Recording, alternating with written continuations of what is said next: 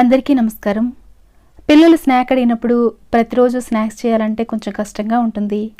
అయితే ఒక్కసారి చేసి పెట్టుకుంటే 15 రోజుల పాటు నిల్వ ఉండేలా గుల్లగా, క్రిస్పీగా, కరకరలాడుతూ ఎంతో రుచిగా ఉండే చేతి పకోడీ లేదా చెక్క పకోడీ అని పిలిచే ఈ సింపుల్ అండ్ ఈజీ స్నాక్ని ఎలా చేయాలో చూద్దాం.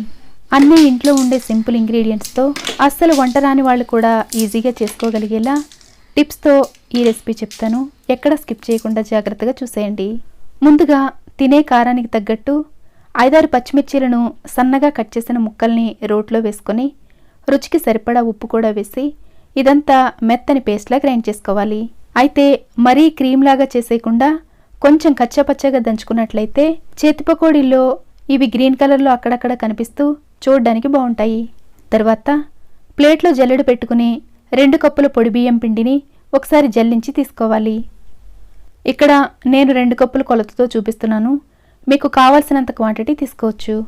తర్వాత 2 స్పూన్ల జీలకర్ర, గుప్పెడు కరివేపాకుని సన్నగా తరిగిన ముక్కలు వేసుకొని మనం గ్రైండ్ చేసి పెట్టుకున్న ఉప్పు పచ్చిమిర్చీల పేస్ట్ కూడా వేసుకోవాలి. తర్వాత ఈ చేతి పకోడీలు గుల్లగా క్రిస్పీగా రావడం కోసం 3 టేబుల్ స్పూన్ల తాజా వెన్న వేసుకోవాలి. ఇక్కడ వెన్న తక్కువ వేసినట్లయితే ఇవి గుల్లగా రావు. అలాగని ఇంతకన్నా మరీ ఎక్కువ వేసినా కానీ మరీ ఓవర్ క్రిస్పీగా అయిపోయి నూనెలో వేయించేటప్పుడు విరిగిపోయే అవకాశం ఉంటుంది. ఇప్పుడు ఇందులో 1/4 కప్పు వరకు పచ్చిశనగపప్పు తీసుకుని 2 గంటల పాటు నీళ్లలో నానబెట్టి నీళ్లను వడకట్టి పప్పును మాత్రమే వేసుకోవాలి. ఇక్కడ పప్పులు మరీ ఎక్కువ కాకుండా సరిపడినని వేసుకోవాలి.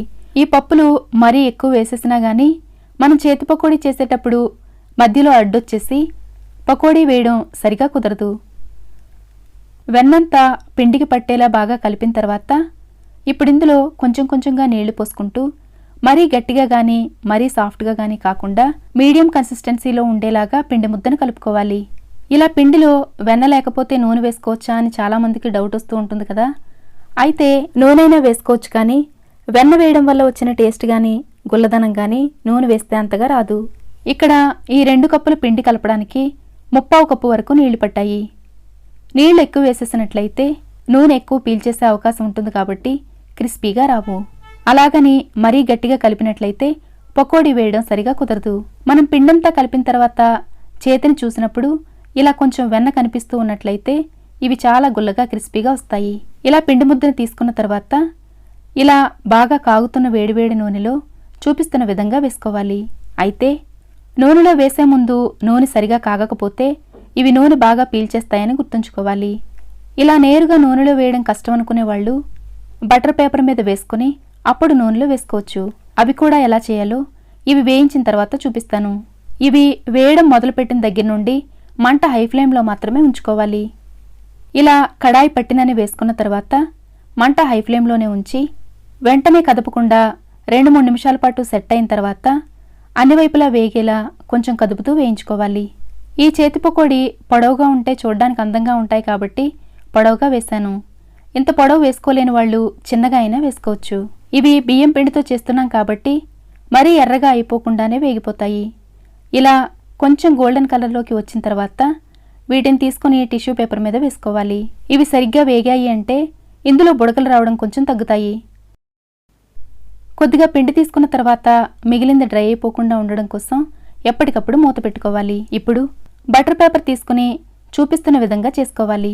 ఇలా బటర్ పేపర్ లేనట్లయితే నూనెలో వేయడానికి అనుకూలంగా ఉండే ప్లేట్ని తీసుకొని వెనకవైపు బోర్లించి దానికి నూనె రాసి దాని మీదైనా ఇలా చూపిస్తున్న విధంగా చేసుకోవచ్చు. అయితే ఇవి ఒకచోట మందంగా ఒకచోట పల్చగా కాకుండా అంతా ఒకే సైజులో వచ్చేలా చూసుకోవాలి. ఇలా చేస్తున్నప్పుడు మధ్య మధ్యలో పప్పులు అడ్డొచ్చిస్తూ ఉంటాయి కాబట్టి అక్కడ కొంచెం పిండితో సరిచేసి ఇదే విధంగా అన్నీ చేసుకోవాలి. ఇలా కడాయికి ఎన్నైతే పడతాయో అన్ని వేసుకున్న తర్వాత జాగ్రత్తగా ఈ పేపర్లో నుండి కిందకి వేసుకోవాలి. ఇలా వేసేటప్పుడు నూనె మీద పడకుండా జాగ్రత్తగా వేసుకోవాలి. అలాగే ఇంతకు ముందు చెప్పినట్టు నూనె బాగా కాగిన తర్వాత వేసుకోవడంతో పాటు మంట హై ఫ్లేమ్లో ఉంచి మాత్రమే వేగనివ్వాలి. ఇవి వేగడానికి మరీ ఎక్కువ టైం ఏమీ పట్టదు, కానీ మీరు ఎంత మందంగా అయితే చేశారో దాన్ని బట్టి మహా అయితే 4-5 నిమిషాల పాటు టైం పడుతుంది. ఇక్కడ నాకు దాదాపు 4 నిమిషాలకే వేగిపోయాయి. ఇక్కడ మనం నూనెలో వేయగానే ఎక్కువ నొరుగులు వస్తున్నాయి కదా, కానీ ఇవి వేగేసరికి ఇలా నురగలు తగ్గిపోతూ ఉంటాయి. ఇలా చాలా వరకు నురగలు తగ్గిపోయిన తర్వాత అప్పుడు బయటికి తీసుకోవాలి. అయితే డీప్ ఫ్రై చేసిన ఐటమ్స్ ఏవైనా కానీ ఎంతో కొంత నూనె పీలుస్తాయి కాబట్టి ఆ ఎక్స్ట్రా నూనె పోయేలాగా తప్పనిసరిగా టిష్యూ పేపర్ మీద వేసుకొని 1 నిమిషం పాటు ఉంచి అప్పుడు ఆ టిష్యూ పేపర్స్ అన్నీ తీసేసి పూర్తిగా చల్లారిన తర్వాత గాలి తగని డబ్బాలో 15 రోజుల పాటు స్టోర్ చేసుకోవచ్చు. ఇంట్లో ఉండే సింపుల్ ఇంగ్రీడియంట్స్తో ఈజీగా చేసుకోగలిగే ఈ చేతి పకోడీ మీకు నచ్చినట్లయితే లైక్ చేయడం మర్చిపోకండి. Thanks for watching.